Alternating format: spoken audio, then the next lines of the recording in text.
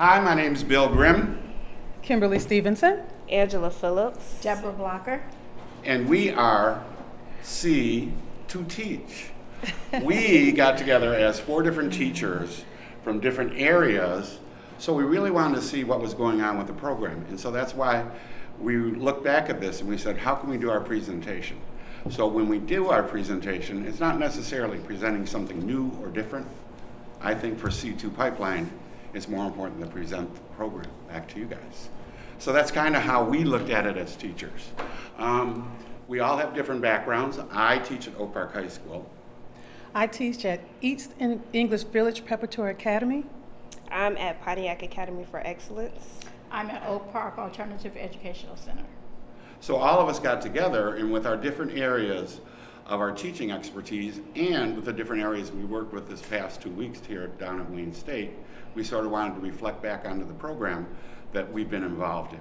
And overall, the whole theme of it was diabetes.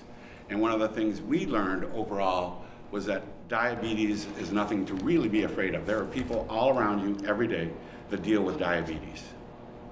And I'm going to pass it over to Deborah. Hi, I'm from the School of Nursing, and in nursing we dealt with diabetes type 1, type 2, and yes, sir. So what I'm going to do, I want everybody to be engaged with us, so I'm going to turn your mic over.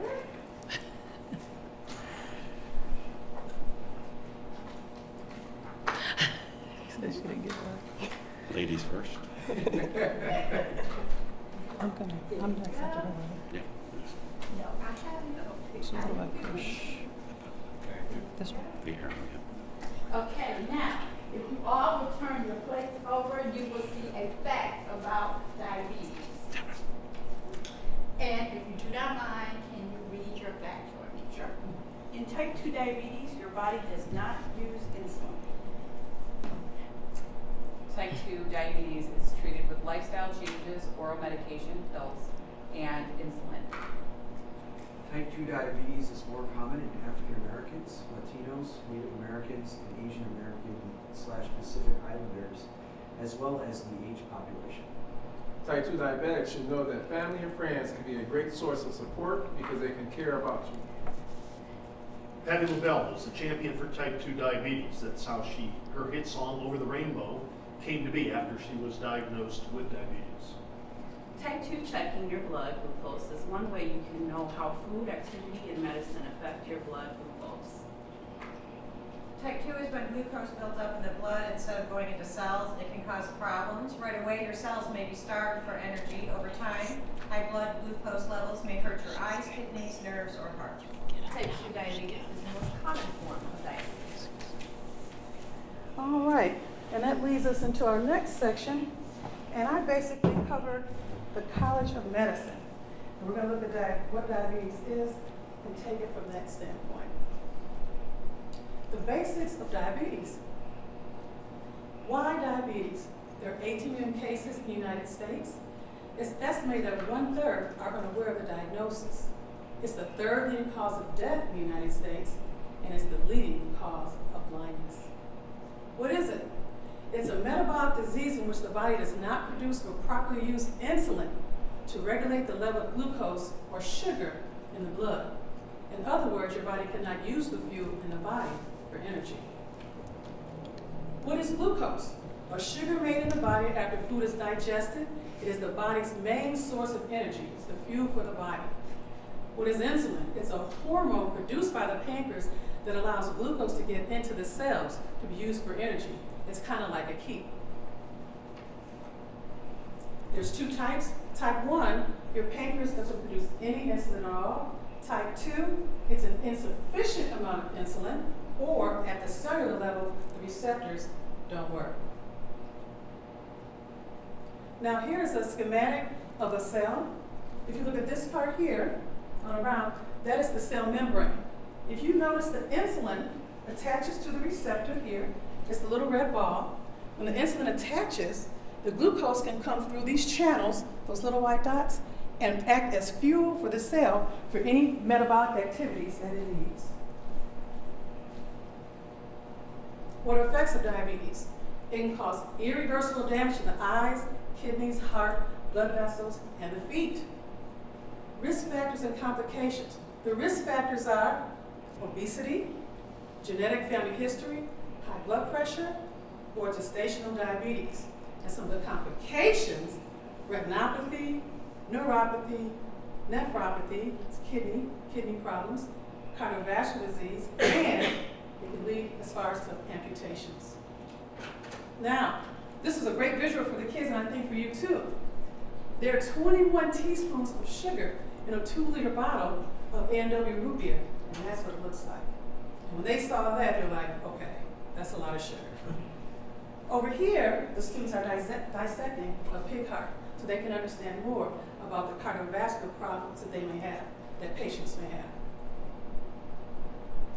We have a dissection going on here. Here is a mechanical patient where they can actually listen to heart sounds before they go into a real patient, a human being. So they practice on the mechanical patient. And up in the other corner, there's another mechanical patient that can bleed, urinate, vomit, talk, cry, and have a baby. So the students work on that first before they go to actual patients. Here's some of the instruments they were using during their dissections. And here, these two pictures show how they can detect neuropathy. Have a patient close their eyes, they try to see if they can feel a prick or something soft. If they can't feel it, that means they may have some problems at that level. And if they get an infection, it can almost lead to, it can also lead to an amputation or something like that. Here again, they're testing there as well.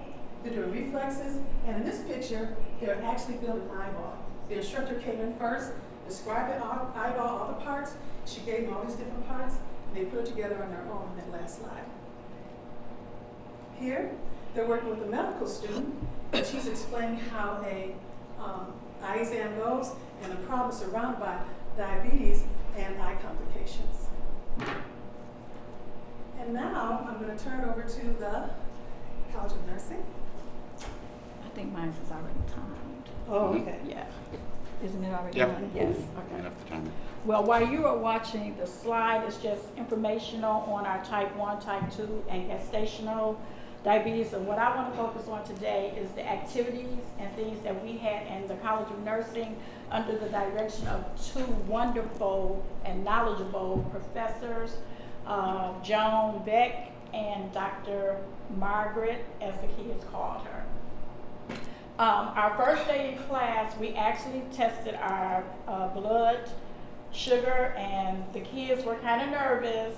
So myself, I was one of the patients also, so we actually tested the blood. They were shocked to see the numbers, and if you look on our diagrams, we show our numbers, so be careful of your numbers, everybody.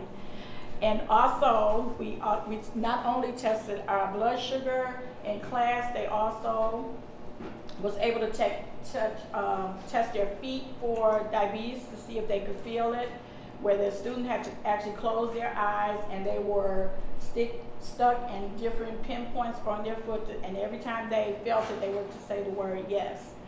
Also, we got a chance to do a lot of field trips outside of the campus, which was wonderful, a very wonderful experience, not only for the students, but for myself, because I was enrolled as a student also.